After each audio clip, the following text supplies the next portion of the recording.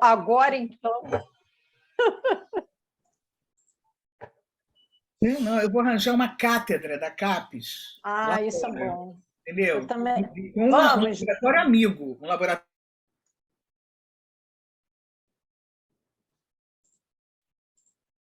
André, juntas. Pode ser, vou lá, eu preciso Vai de ser companhia. legal. Não, o que eu peguei ontem tá, na Science tem eu recebo um e-mail sobre carreiras. Aliás, a garotada aí da pós-graduação devia se inscrever. São carreiras que tem lugar desde pós-doc até tenure, seniors, tal, não sei o quê. Aí tinha lá um que eu falei, nossa, tem um perfil bem parecido com o meu, né?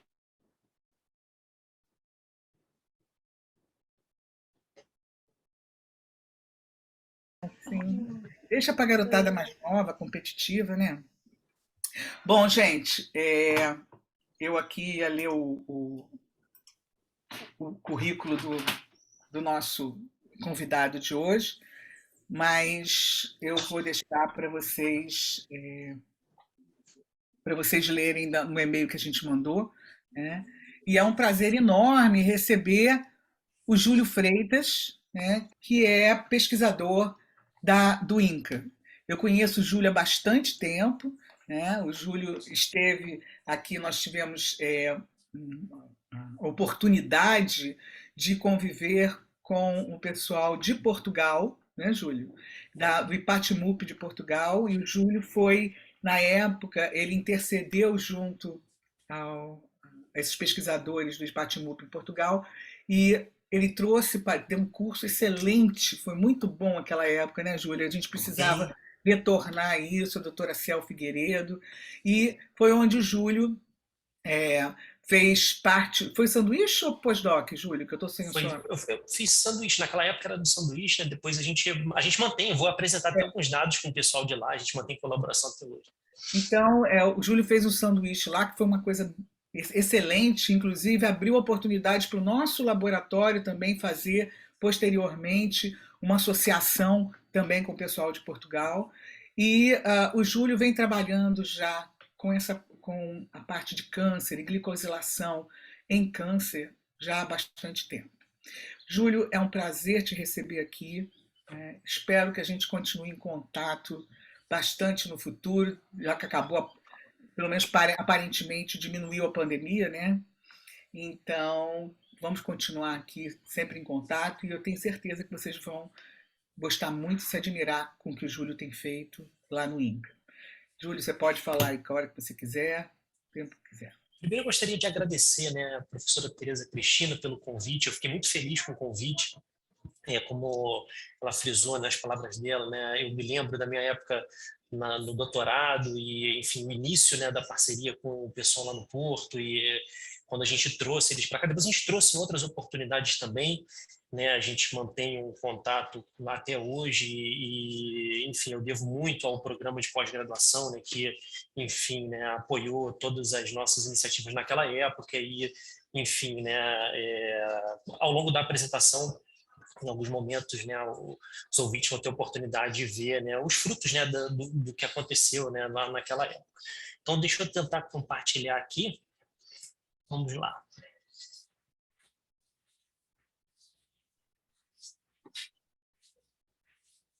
Se diminuir isso aqui.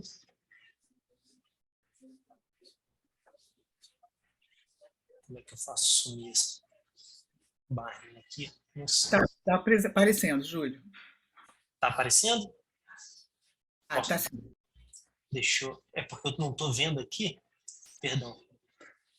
Essa barrinha está me atrapalhando aqui. Deixa eu ver se eu boto ela para o outro lado.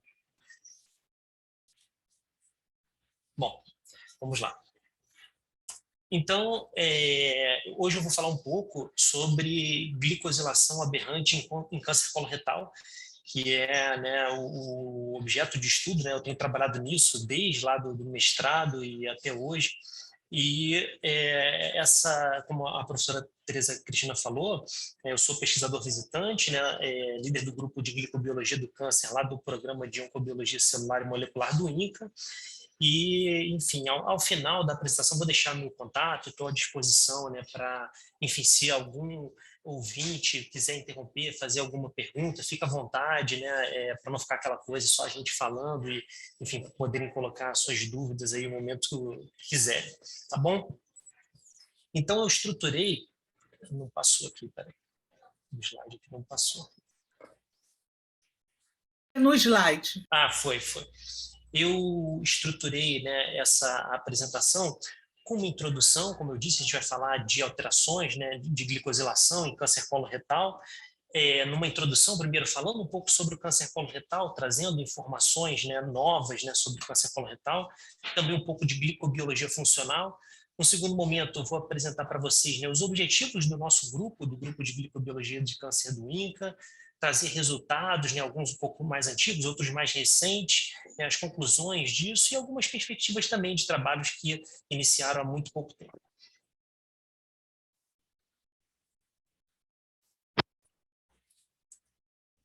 Então, o câncer coloretal, ele tem elevadas taxas de incidência, né? Ele é o segundo tipo de tumor mais frequente em homens e mulheres, representa, né, quando a gente exclui o câncer de pele não melanoma, ele representa o segundo, né, com maior taxa de incidência em homens, com aproximadamente ali 9%, né, do total de casos de câncer, e também o segundo em mulheres. Essa doença ela também tem uma elevada mortalidade quando comparada a outros tipos de câncer, e o câncer coloretal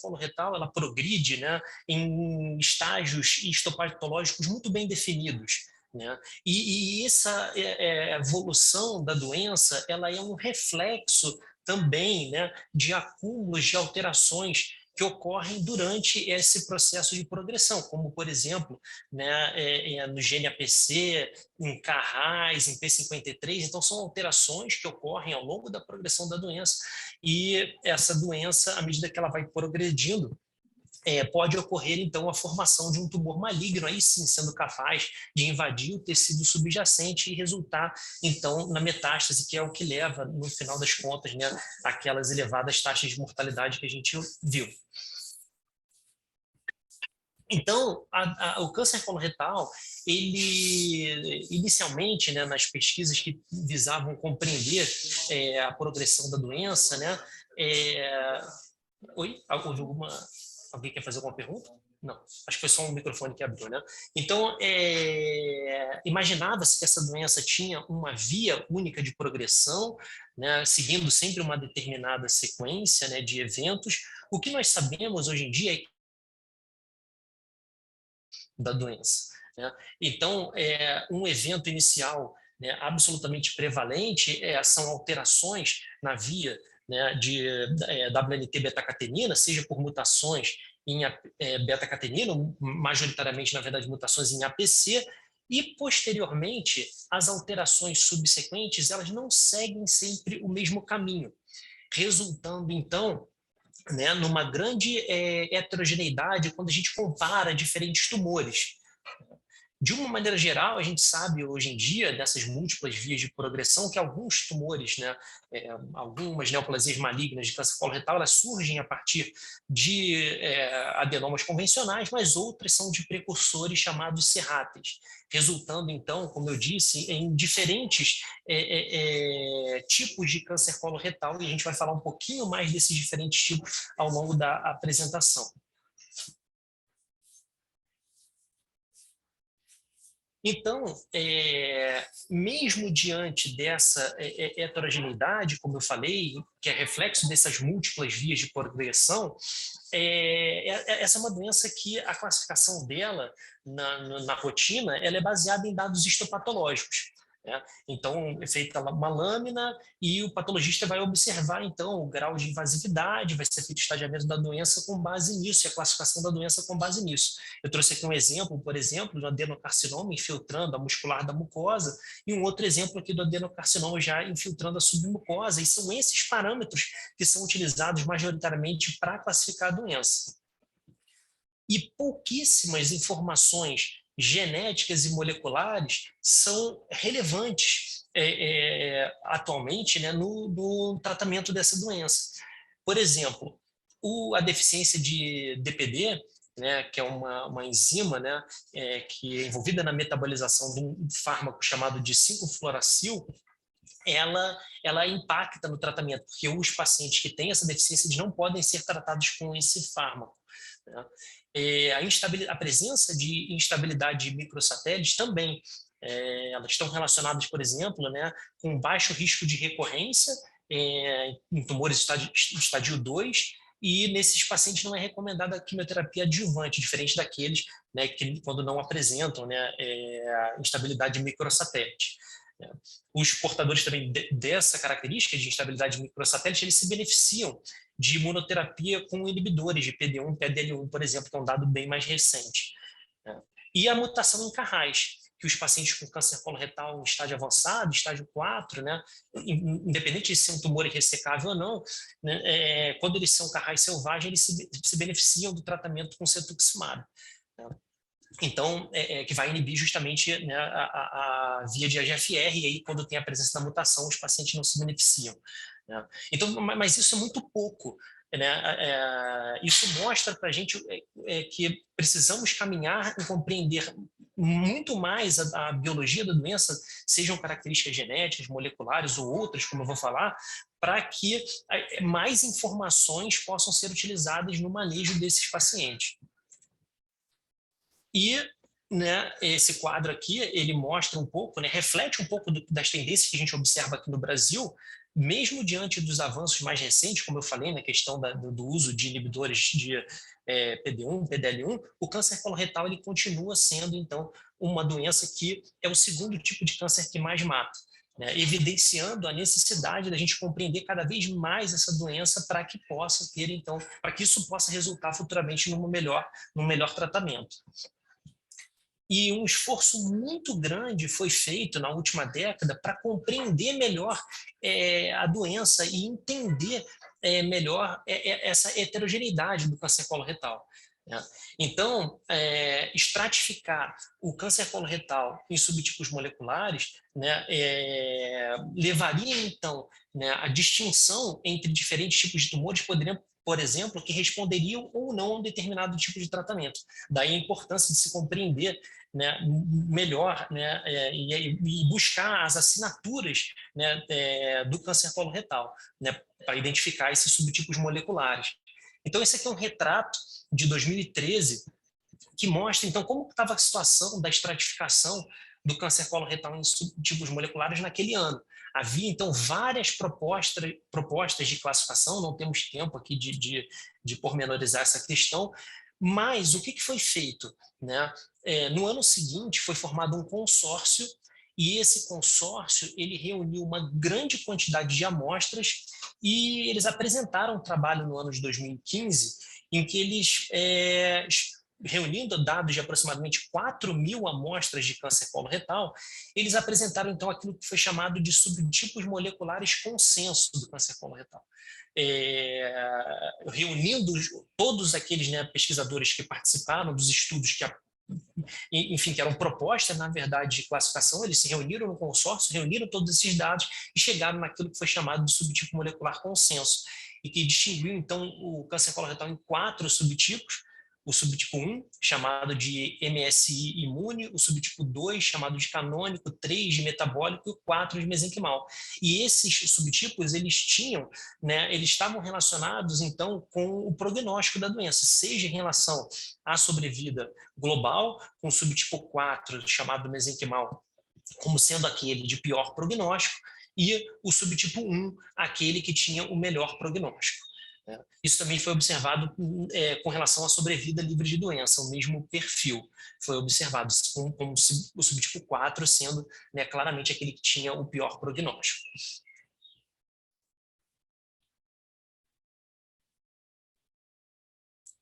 Mesmo com toda a reunião de dados e uma estratégia muito grande de bioinformática para tentar, como eu falei, né, classificar essa doença em subtipos moleculares, ainda existem problemas, porque parte dessa assinatura que classificou o câncer coloretal nos subtipos consenso, ela é influenciada, essa assinatura, por sinais que vêm do estroma, que vêm do microambiente, né? E algumas estratégias têm sido tentadas para que se chegue na assinatura das células tumorais, né? Eliminando um pouco esse ruído, esse sinal que vem do microambiente. E há pouco tempo atrás, né, no ano de 2020, então, foi apresentado o que foi chamado de assinatura intrínseca, né, que é o subtipo CRIS, né, que procura, como eu falei, né, eliminar um pouco aquele ruído que vem do estroma e focar mesmo na assinatura que diz respeito especificamente às células tumorais, e apresentando então aqui um outro tipo de classificação da doença em 5 subtipos moleculares. Agora, uma reflexão que eu queria trazer aqui é que, independente do subtipo molecular, a progressão da doença ela envolve, né, mecanismos celulares e moleculares que são compartilhados, independente do subtipo. Quer dizer, a doença que progride para uma metástase, né, ela vai passar por uma etapa em que as células vão ter ali uma desestabilização do complexo de adesão célula-célula, elas vão, né, ter um processo de angiogênese, vão conseguir invadir a circulação sanguínea, seja vasos linfáticos ou vasos sanguíneos, extravasar, gerar um sítio metastático. Então, tem muitos mecanismos celulares e moleculares que eles são comuns, independente do subtipo molecular. Não só mecanismos celulares, mas também mudanças e alterações metabólicas. E algumas delas são muito conhecidas de vocês, como, por exemplo, a questão do efeito Warburg, né, que é seguir pelo caminho da via glicolítica, mesmo em presença de oxigênio, que é uma alteração bastante conhecida em células tumorais.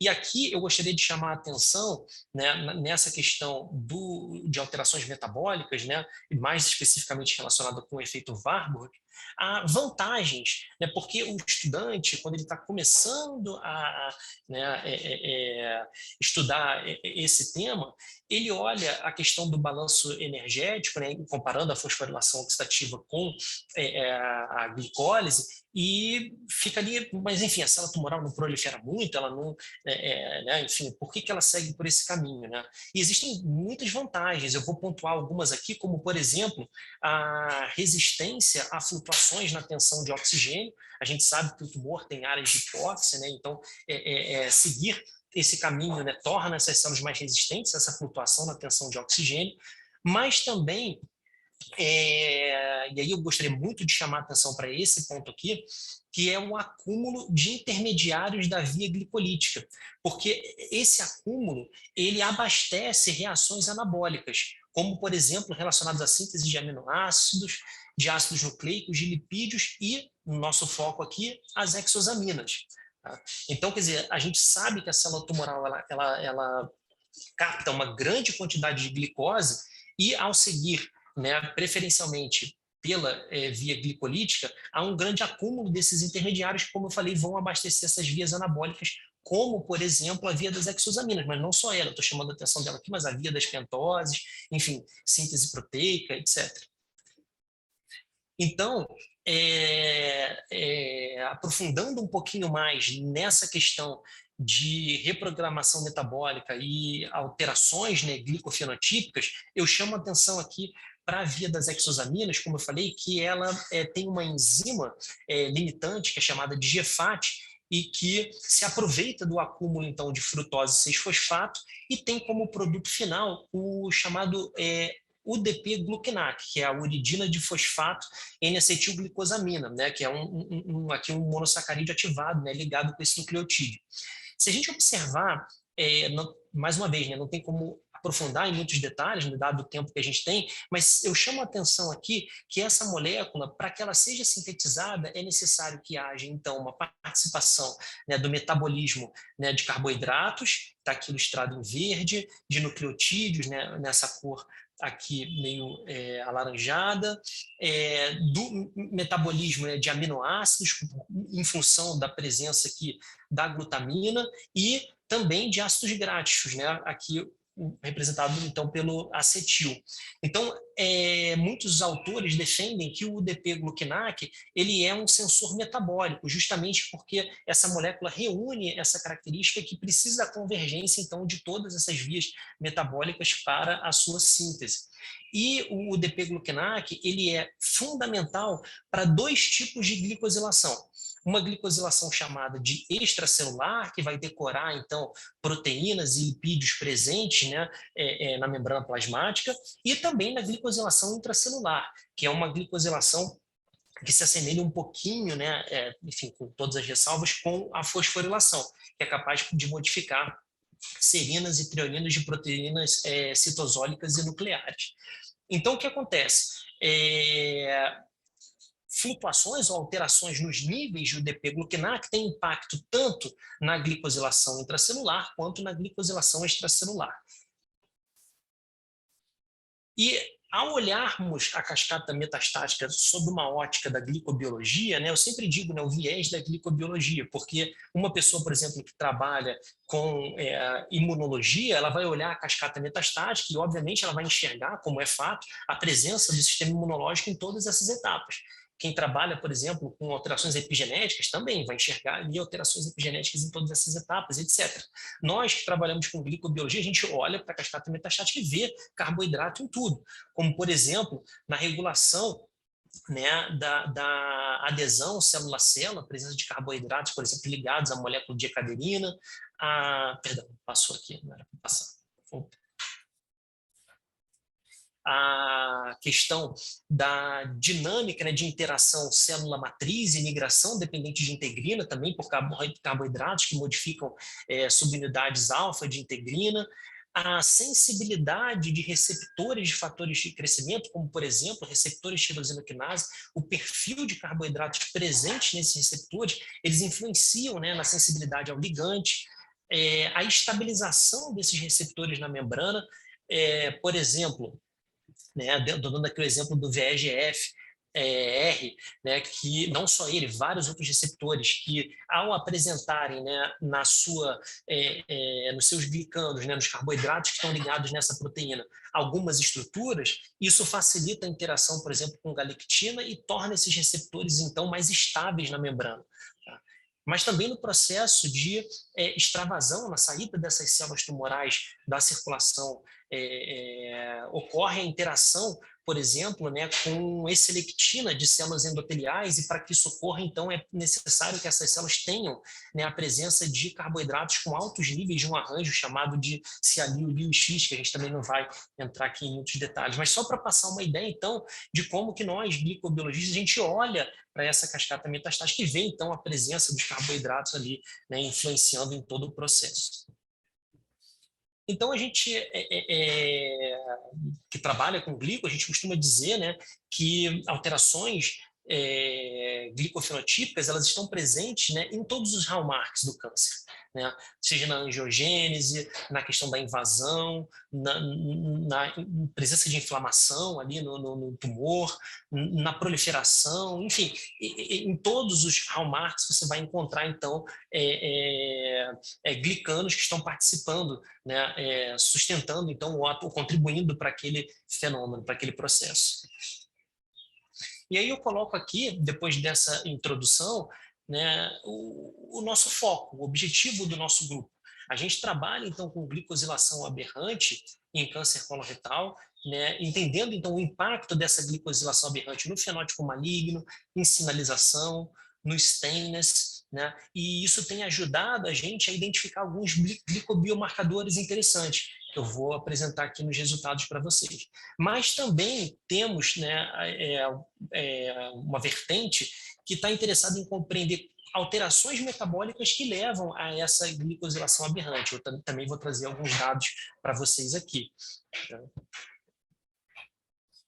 Então, aqueles que não estão familiarizados com a glicobiologia, em geral, quando olham essa figura, se assustam um pouco, né? Mas isso aqui, na verdade, né, é uma nomenclatura, né, uma representação simbólica utilizada na glicobiologia, em que cada monossacarídeo é representado por uma figura, seja um triângulo, um círculo, um quadrado, enfim, um losango. E aqui a gente está vendo, né, nessa imagem os diferentes glicanos ou glicoconjugados que estão presentes nas células, né? Obviamente, não há tempo de falar de todos, mas eu chamo a atenção aqui, que é o objeto do nosso estudo, os N-glicanos, que são carboidratos que se ligam, né, a aminoácidos asparagina presentes numa determinada sequência em proteínas, né? Mas também eu vou passar muito rapidamente por ácido hialurônico, né, que é um glicosaminoglicano livre, e modificações por O-glucanac, que são aquelas modificações, como eu falei, por monossacarídeos, que afetam, então, modificações pós-tradicionais, né, que afetam e modulam, né, regulam a funcionalidade de proteínas citosólicas e nucleares. Então, como eu disse, o foco mesmo, o central ali do nosso estudo são os N-glicanos, tá? E essa N-glicosilação, ela ocorre já quando essa proteína nascente, né, que está sendo sintetizada pela via do retículo, quando ela começa a aparecer no lúmen do Golgi, e algumas asparaginas que aparecem numa determinada sequência específica, elas são modificadas, então, com um carboidrato que a gente chama de oligosacarídeo precursor de N-glicosilação. Então, esse oligosacarídeo precursor de N-glicosilação ele é transferido em bloco para essas asparaginas, e depois que isso ocorre, há um processamento, né? Muitas enzimas atuam aqui, né? E no final das contas, decorando então a superfície das células, formando, né, a árvore glicídica presente, né, na porção extracelular, a gente encontra diferentes tipos de N-glicanos. Quando eles têm muitas manoses, né, que representa ali um estágio, que seria um estágio que reflete um pouco a imaturidade dessa molécula, né, na sua biossíntese, eles são chamados de ricos em manose. Esses círculos verdes representam a manose.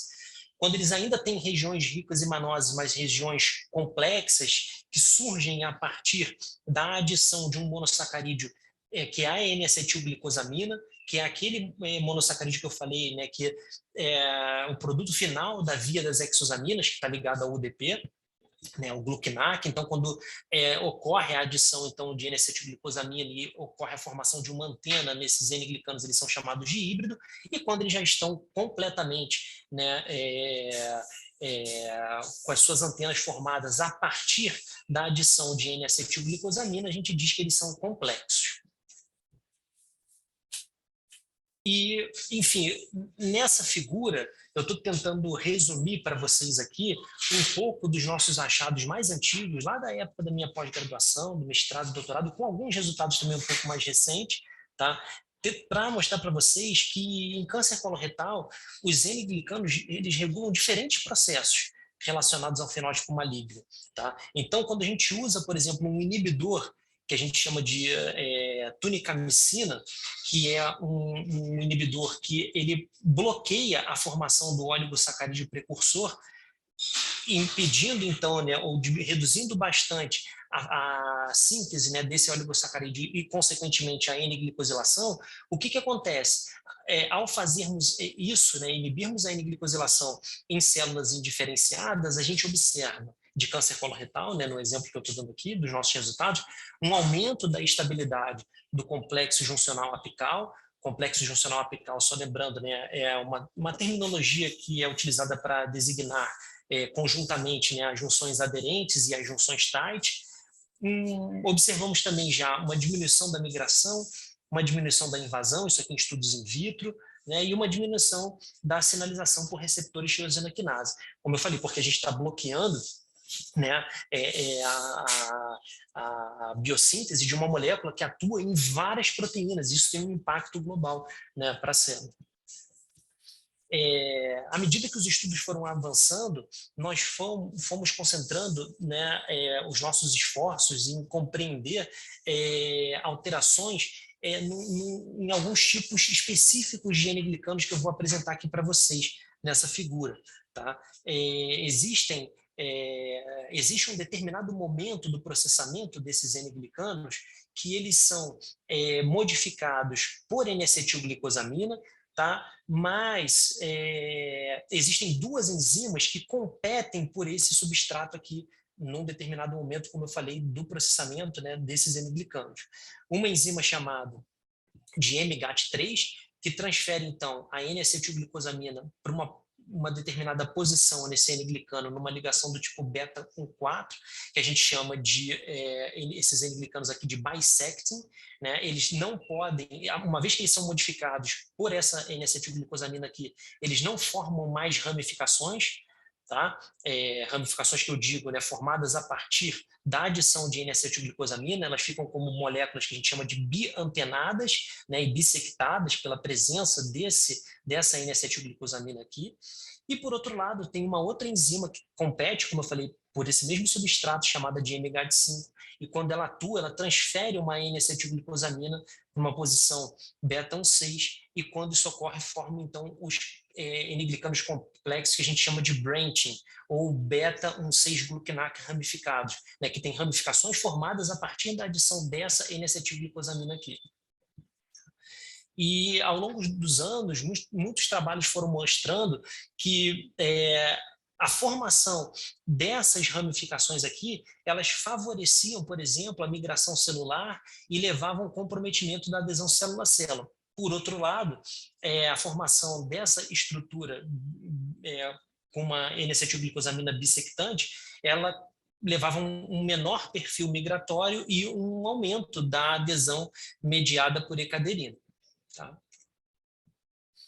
E, enfim, se nós olharmos em diferentes tipos de tumores, nós vamos observar altos níveis de expressão de MGAT5 em vários deles. Tá?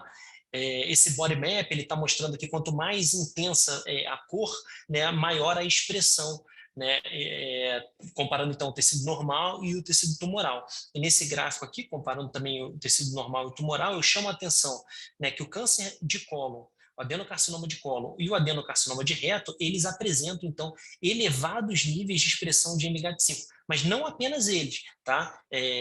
Melanoma também apresenta, câncer gástrico também, alguns, mas estou chamando a atenção aqui, né, do nosso objeto de estudo do câncer retal, né, do adenocarcinoma de reto e do adenocarcinoma de cólon, que tem elevados níveis de expressão de MGAT5, que é o gene que codifica aquela enzima que promove, então, as ramificações do tipo beta-1,6-glucanac que eu mostrei para vocês. Tá? E nós mostramos, né, num trabalho, né, publicado em 2020, que altos níveis de expressão de MGAT5 eles já ocorrem em estágios iniciais do desenvolvimento do câncer coloretal. Tá? Então, mesmo em estadiamento 1, a gente já observa, né, isso aqui são dados de bioinformática, né, olhando para as amostras do CDA, a gente vê, então, já elevados níveis de MGAT5 em estágios iniciais do câncer coloretal. Nós também investigamos, né, os níveis de expressão de MGAT5 naqueles subtipos moleculares que eu falei para vocês que foram propostos em 2015, os subtipos moleculares consenso, e nós vimos que o subtipo 1 ele tinha baixos níveis de expressão quando comparado, por exemplo, com o subtipo 4, que é aquele de pior prognóstico que eu falei. O subtipo 1 é o que tem o melhor prognóstico em relação à sobrevida livre de doença. Tá? Também foi observado, então, menores níveis, né, de expressão de MGAT5 no subtipo 1 quando comparado com o subtipo 2 e no subtipo 3 também menores níveis de expressão quando comparados com o subtipo 4, mostrando para a gente, né, que aquele subtipo molecular que tem, né, um pior prognóstico, ele também é um subtipo que tem altos níveis de expressão de MGAT5 quando comparado com alguns outros. Essa é uma análise recente que a gente fez também, mostrando, né, que a avaliação dos níveis de expressão de MGAT5 em amostras de câncer coloretal, né, um estudo em sílico, né, ela tem valor prognóstico, né? Altos níveis, então, de expressão de MGAT5, como observados aqui nesse gráfico aqui do lado direito, eles mostram que estão relacionados, então, com pior prognóstico em relação à sobrevida livre de doença, o que não é observado para sobrevida global. Um trabalho que a gente, né, submeteu tem pouco tempo, também fazendo uma análise em vários outros tipos de tumores, né? Na verdade, o foco aqui é câncer coloretal, mas só para mostrar para vocês que isso não é essa não é uma característica exclusiva do câncer coloretal. Em carcinoma adrenocortical também observa-se, né, altos níveis de expressão de MGAT5 que são correlacionados com pior prognóstico, em câncer de bexiga, enfim, outros, né, melanoma, câncer de pulmão, enfim, não são todos, né, mas em vários tipos de câncer, né. Então, e aí voltando aqui, né, para a questão de compreender melhor, né, o papel desses glicanos ramificados, né, em tumores coloretais, isso daqui, os dados que eu vou apresentar agora, eles são frutos, né, de uma parceria com o pessoal lá do antigo IPATMUP, né, onde eu fiz o doutorado de sanduíche, que a professora Tereza Cristina comentou no início.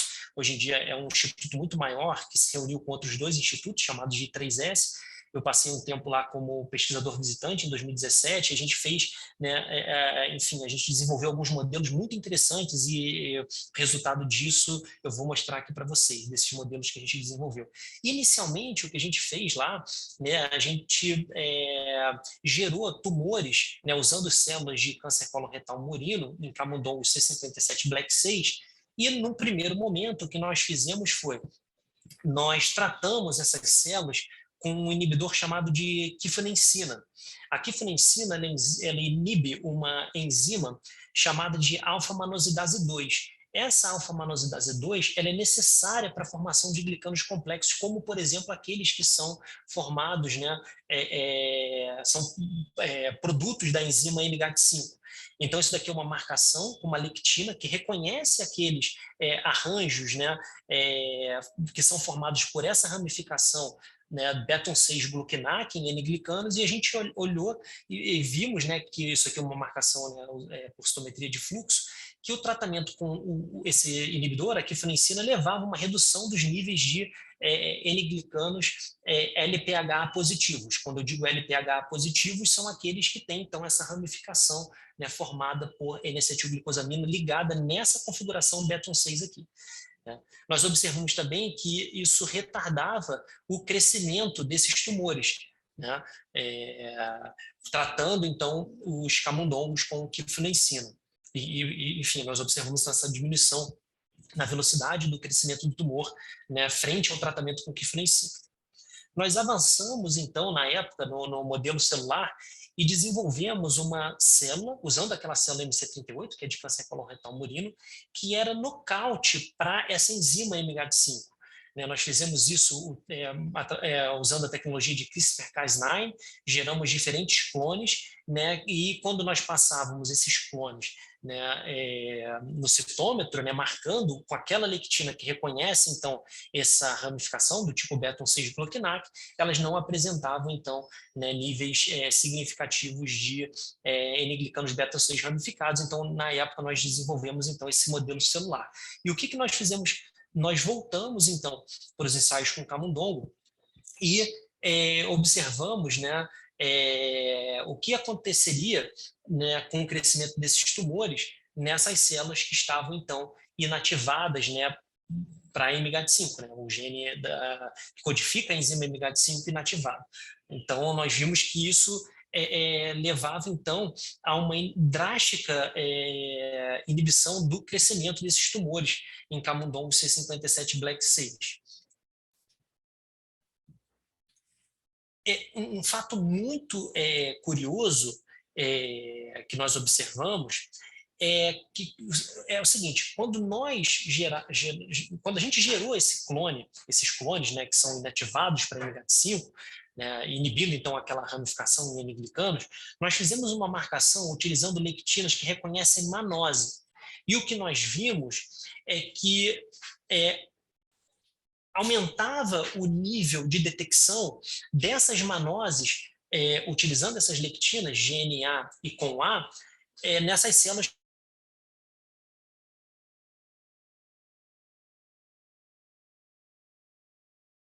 Elas têm um potencial imunogênico.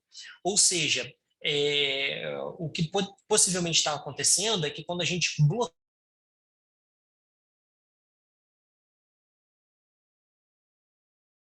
está expondo manoses que tornam essas células mais visíveis para o sistema imunológico. Tá? Então, nós confirmamos, né,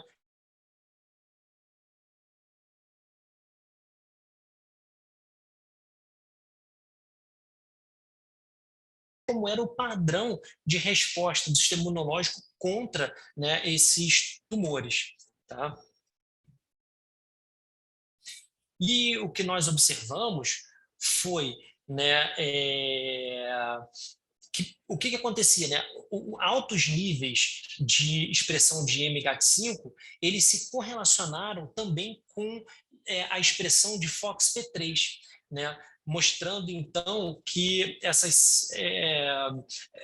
isso estava relacionado com uma assinatura de telas T regulatórias. Né? Nós confirmamos isso daqui, foi feito em amostras de paciente, tá? Mas nós confirmamos isso também utilizando dados do CDA e vimos uma correlação, né, significativa dos níveis de MGAT5, tanto com FOXP3, né, quanto com uma assinatura de célula T regulatórias que envolvia mais outros 2 genes. Tá?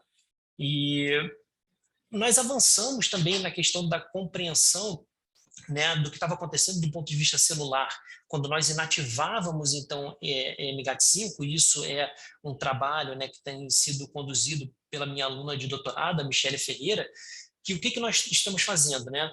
A gente pega esses clones, né, e tenta identificar o que acontece quando a gente inativa MGAT5 do ponto de vista da expressão global de expressão gênica. Né? O que está acontecendo com essa célula? O o MGAT5 impacta em quê quando a gente inativa esse gene? Né? Enfim, né, nós fizemos uma análise com 3 clones diferentes, né, e chegamos a um resultado que ainda também não foi publicado, que essa inativação de MGAT5 ela levava a uma expressão aumentada de 111 genes e uma expressão diminuída de 34 genes. Essas informações, elas acabam sendo informações, né, assim, relativamente vagas. Né? O que a gente vai fazer com esse dado? Né? Tem 111 aumentados, 34 diminuídos. A gente tentou avançar um pouquinho mais, né, nessa questão, para tentar compreender o impacto, né, de celular, né, da inativação de MGAT5. E o que nós estamos visualizando, né, usando também uma série de análises por bioinformática, tentando compreender melhor o impacto dessa inativação de MGAT5, nós fizemos uma série de análises, né, de fatores de transcrição afetados, de possíveis vias, etc. E chegamos, então, num subset de genes, que na verdade são 11 genes, que são, cuja a variação da expressão são representativas dessa inativação de MGAT5. Né?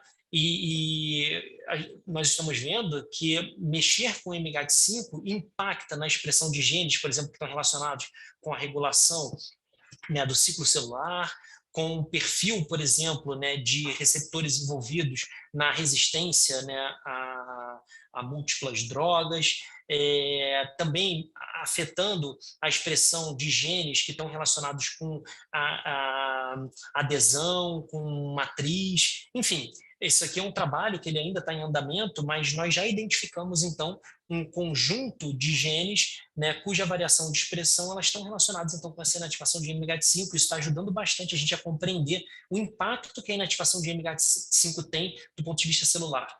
Né? Então, dessa primeira parte que eu apresentei para vocês, né, eu coloco como conclusões, né, que a gente sabe que em células de câncer coloretal, os N-glicanos, eles regulam diferentes processos celulares que são relacionados, né, vários deles ao fenótipo maligno. Tumores coloretais têm altos níveis de expressão de NGAT5, que é esse gene que codifica a enzima, né, que promove aquelas ramificações em N-glicanos. Esses altos níveis de expressão de NGAT5, eles são observados já nos estágios iniciais do câncer coloretal. Tá? O subtipo 4, que é aquele que tem pior prognóstico em relação à sobrevida livre de doença, ele apresenta maiores níveis de expressão de NGAT5 quando comparados, por exemplo, com o subtipo 1, o subtipo 3. A análise dos níveis de expressão de MGAT5 em adenocarcinoma de cólon se mostrou, né, mostrou que tem um valor prognóstico também relacionado à sobrevida livre de doença. A gente sabe que a inibição da biossíntese de N-glicanos complexos, ela retarda o crescimento tumoral em ensaios em vivo, como a gente viu, né, e que essa inativação, curiosamente, né, ela leva a uma exposição de arranjos manosilados que são potencialmente imunogênicos. Mostrando que talvez os tumores que tenham altos níveis de, aí não expressão, né, mas que tenham altos níveis proteicos de MGAT5, isso pode representar um escape, né, do sistema imunológico, justamente porque esses arranjos, né, eles estão bloqueando o reconhecimento de arranjos manosilados que são potencialmente imunogênicos. Né. Nós vimos também que em adenocarcinoma de cólon, a expressão de MGAT5 se correlaciona positivamente, né, com a expressão de FOXP3 e com a assinatura de células T regulatórias, né? E que a inativação de MGAT5 leva a uma redução da proliferação celular, né, e altera o perfil de expressão gênica em células MC38. Né? Então, essa é a conclusão da parte 1. Né? Eu vou apresentar aqui de uma maneira bem mais resumida a parte 2, né, um outro conjunto de resultados que eu gostaria de mostrar para vocês aqui, né, que está sendo conduzido, né, pela minha aluna de pós-doc, a Érica Ferreira, que é um trabalho que tenta compreender um pouco melhor a interdependência entre diferentes demandas por UDP-gluquinac. Eu mostrei para vocês, eu falei, olha, o nosso foco são N-glicanos, mas a gente também está olhando um pouquinho de ácido hialurônico e modificações por gluquinac. Por quê? Porque tanto a formação, né, de extensões em N-glicanos formadas a partir de N-acetilglicosamina, como, por exemplo, as ramificações do tipo beta-1,6, quanto a síntese de ácido hialurônico e as modificações por gluquinac, todas elas são dependentes de N-acetilglicosamina, que está ligada ao UDP, que é o produto final da via das exosaminas. Então, a gente está investindo em tentar entender, né, essa interdependência entre diferentes demandas por UDP-gluquinac. E, para isso, a gente utilizou, né, tem utilizado, na verdade, duas estratégias experimentais. Uma é a farmacológica, utilizando um inibidor de uma enzima alfa-manosidase 2, que é muito similar àquela quifanencina que eu mostrei para vocês no estudo em vivo, né, que ela também impede a formação de N-glicanos complexos, e uma estratégia experimental mais específica, que é aquela que utiliza as células que são crispadas, né, para MGAT5, né, que tem inativação do gene de MGAT5. E o racional por trás disso também, ele vem, né, de alguns estudos prévios que nós fizemos, né, e também de alguns dados da literatura. Nós vimos em colaboração, né, com o grupo da doutora Adriane Todestini, lá do Fundão, que tumores coloretais, eles têm níveis aumentados da proteína GFAT.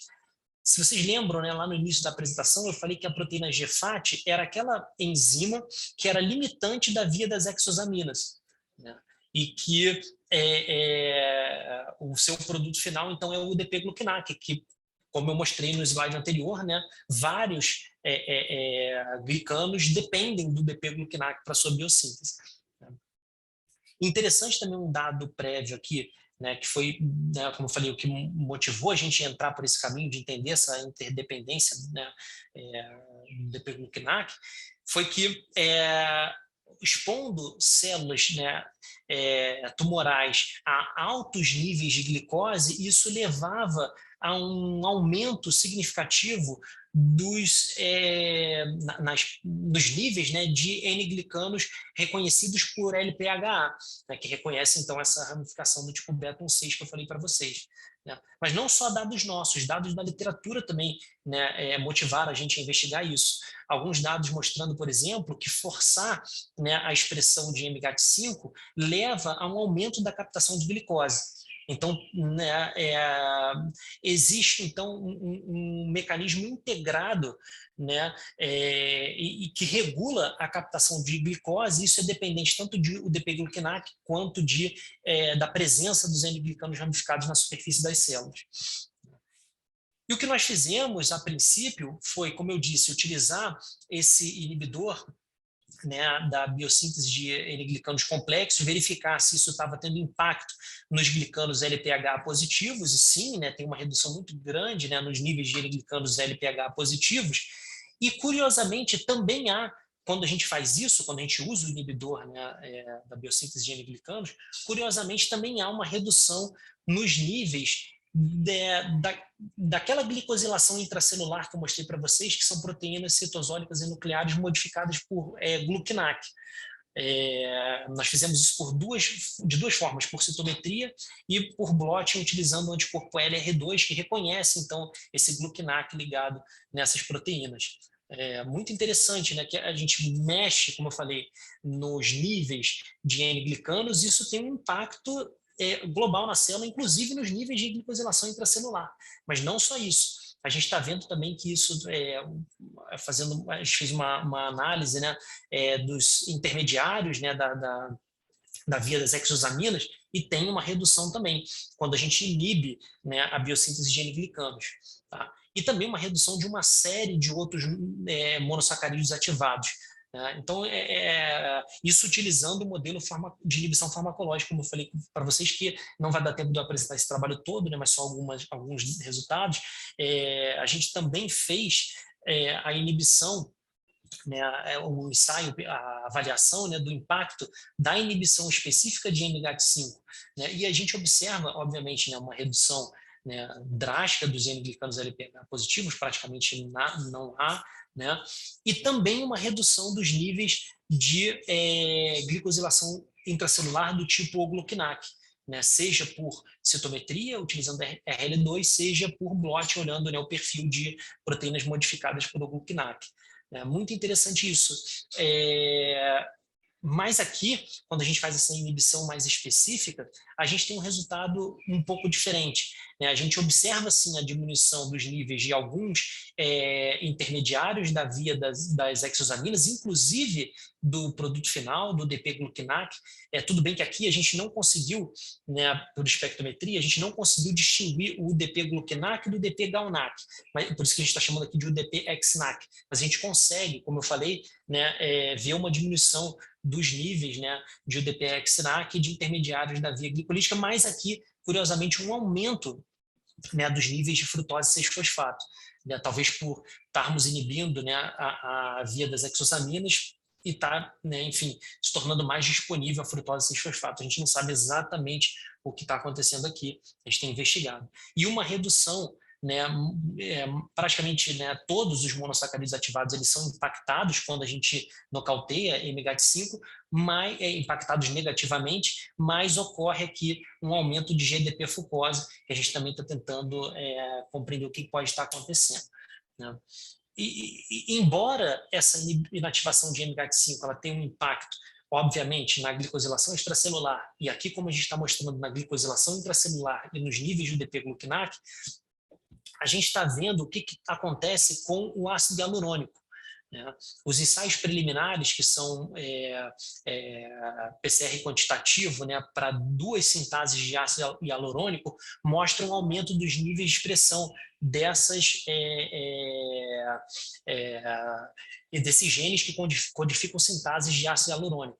A gente comprou muito recentemente, ainda não fez o ensaio, né, um kit, né, para a detecção dos níveis de ácido hialurônico, para ver se essa variação de expressão ela se reflete, então, numa modificação dos níveis de ácido hialurônico nessas células. Mas esses resultados eles já mostram para a gente, como eu falei, né, essa interdependência das demandas por UDP-gluquinac, o impacto que você simplesmente inativando a enzima MGAT5 que você tem no glicofenótipo como um todo. Né? Então, a conclusão dessa parte 2, eu coloco aqui na forma de figura, né, a gente viu, né, que ao inativar MGAT5 ocorre uma diminuição dos níveis, né, dos intermediários da via das exosaminas, uma diminuição dos níveis de UDP-gluquinac, mais especificamente UDP-XNAC, né, porque como eu falei, a gente não conseguiu distinguir o UDP-gluquinac do UDP-GalNAc. Uma diminuição dos níveis de ogluquinac e um aumento dos níveis de expressão daquelas sintases 2 e 3 que codificam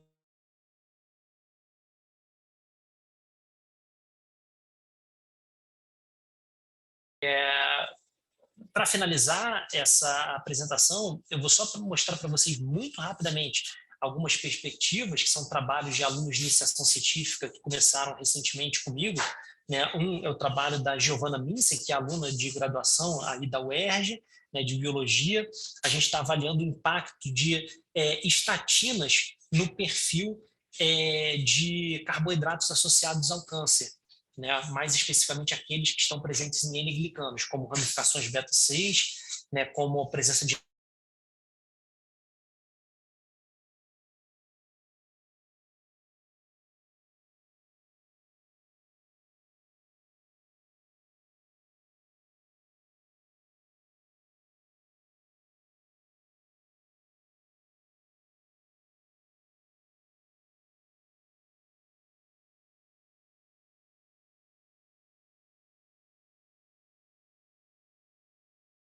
dolicofosfato é a molécula. Acho que parou. Ok, voltou. Ao inibir, né, a via do mevalonato, isso tem um impacto, né, na N-glicosilação, justamente porque está comprometendo a biossíntese do dolicofosfato, que é onde é montado o oligosacarídeo precursor de N-glicosilação. E uma outra aluna minha de IC, que também é aluna de graduação da UERJ, a Natália, ela também está avaliando os mesmos carboidratos associados ao câncer, só que num modelo que a gente utiliza células que apresentam RAS constitutivamente ativa. Né? É um modelo de células murinas, né, em que nós temos, então, a célula wild type e a célula que tem RAS constitutivamente ativa, e a gente está tentando entender também o papel que RAS pode ter no glicofenótipo. Isso também não surgiu do nada. Né? Muitos trabalhos, né, que já têm algum tempo, eles mostraram alguns indícios dessa relação entre a ativação constitutiva de RAS e mudança no glicofenótipo, sobretudo em N-glicanos ramificados. Só que isso apareceu na literatura durante um tempo, depois não se retornou a isso, e a gente está querendo entender um pouco mais. A gente está voltando, revisitando essa questão, só que usando, né, ferramenta em larga escala. A gente vai fazer, né, uma assinatura do glicofenótipo dessa célula e tentar entender o que está acontecendo, né, nesse modelo em que a gente leva a ativação constitutiva de RAS. Então, eu gostaria de agradecer, né, a todo o programa de Oncobiologia Celular e Molecular do INCA, Dr. José Morgado, que é o chefe do nosso programa, alguns alunos dele, os meus alunos, a Michelle, a Érica, a Natália, o pessoal da Bioinformática do INCA, do SEMO, do grupo de Imunologia e Biologia de Tumores, né, o Dr. João Viola, que cedeu para a gente aquele modelo, né, que eu falei da RAS, os tecnologistas, né, lá do INCA, e também o pessoal lá de Portugal, né? O pessoal do grupo de glicobiologia, Dr. Celso, doutora Salomé, doutora Ângela, Dr. José Dessa, e um grupo que eu tenho, né, estado muito próximo deles também, que a gente sempre está conversando, que é o grupo da doutora Adriana Todestin, do Laboratório de Glicobiologia Estrutural e Funcional do FRJ. Muito obrigado a todos, eu estou à disposição, né, para a gente conversar, enfim, e vocês ficam à vontade para colocar as dúvidas, etc. Júlio, muito obrigada. Um trabalho magnífico. Parabéns. Eu sempre me impressiono quando você apresenta o seu trabalho. né? O trabalho que você é muito constante nas suas buscas, né? E isso é muito interessante. Bom, eu vou abrir para perguntas, porque quando eu começo eu não paro. Então, se alguém tiver pergunta, você pode tirar a sua apresentação, por favor?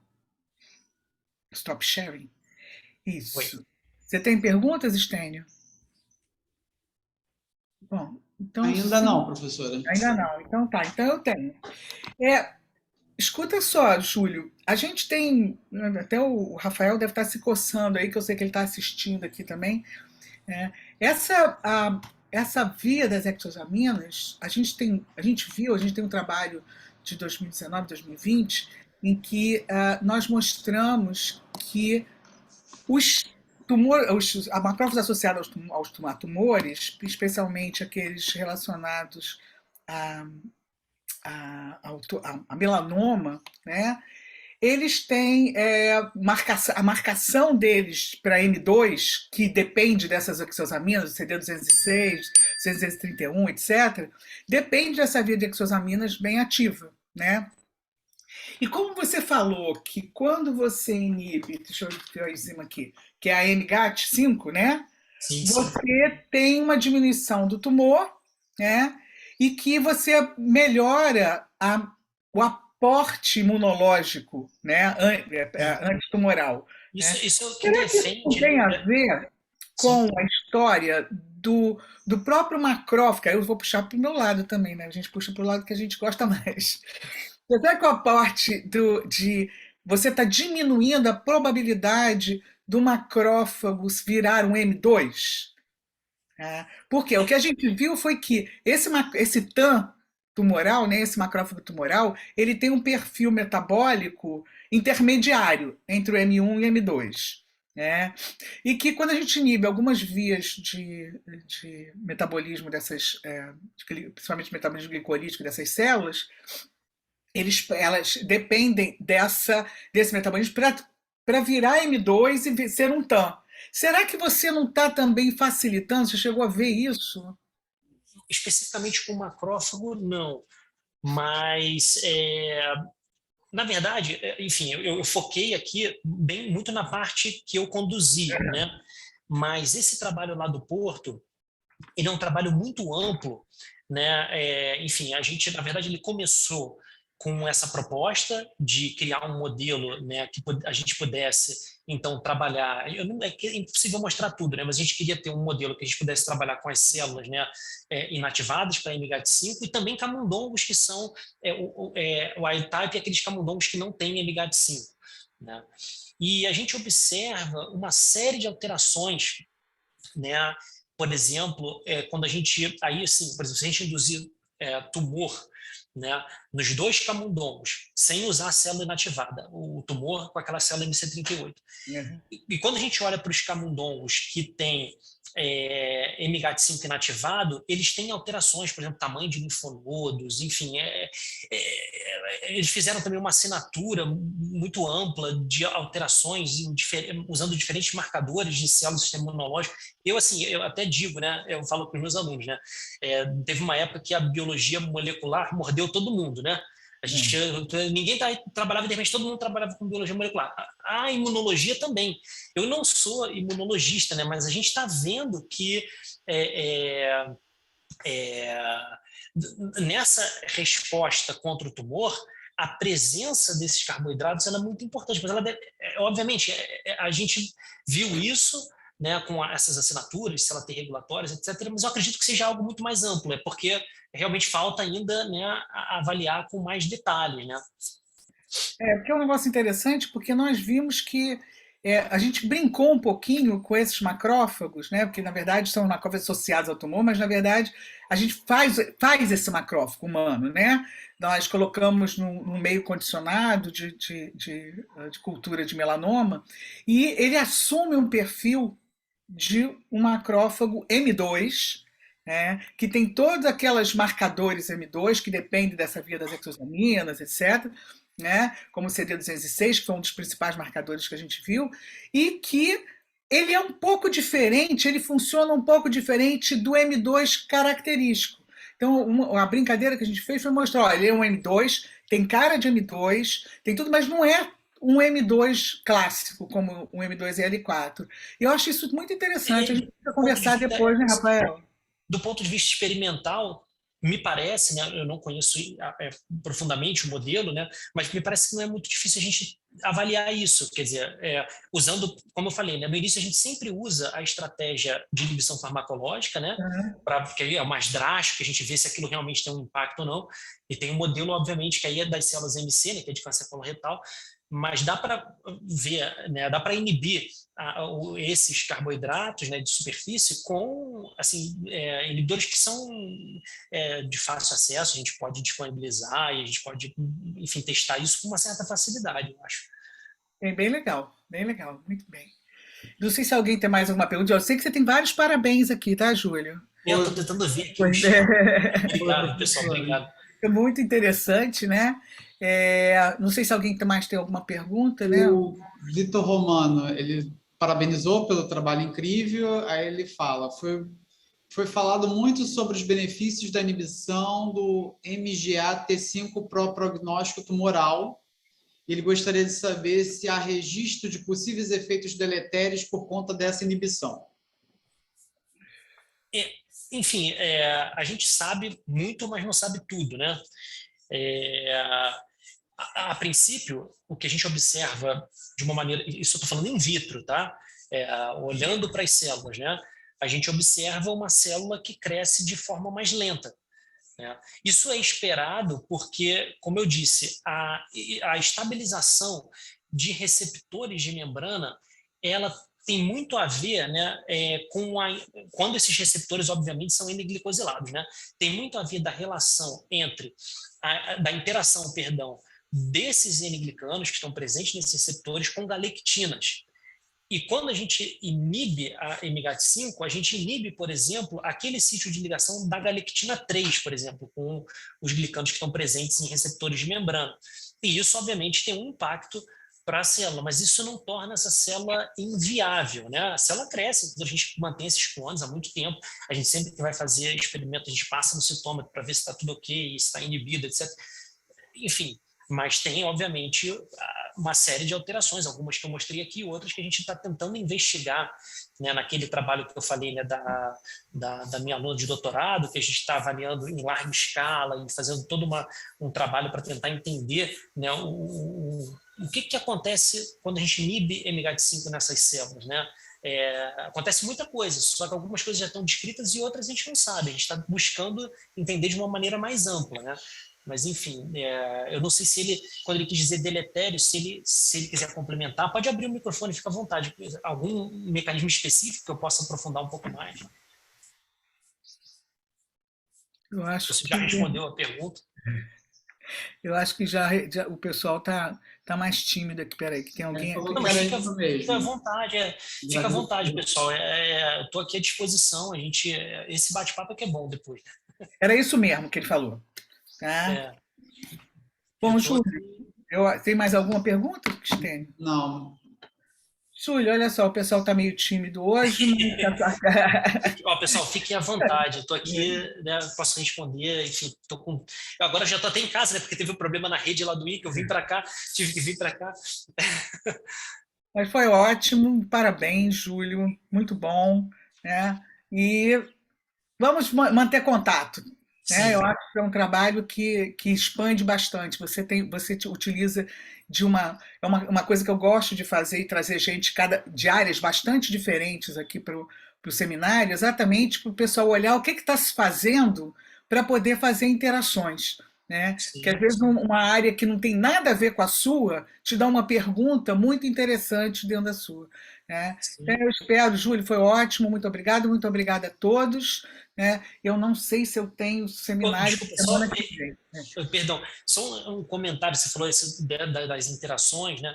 É muito interessante se a gente joga, por exemplo, no PubMed, assim, vou dar um exemplo, eu trabalhei muito tempo com a ecaderina, né? E a glicosilação da ecaderina. Se você põe assim no PubMed ecaderina, aí dá milhares de trabalhos. Aí, 20 mil, sei lá, 10, não me lembro mais. Mas se você põe filtrando ecaderina e N-glicosilação, isso já cai assim para uns 100 e pouco. 150, não me lembro, mas na época eu fazia esse acompanhamento, quer dizer, mostrando que muita gente estuda a caderina sem considerar o fato, obviamente, dela ser N-glicosilada. Isso abre uma série de possibilidades, né? Para gente que trabalha com glico e está, enfim, né, interessado em também ajudar.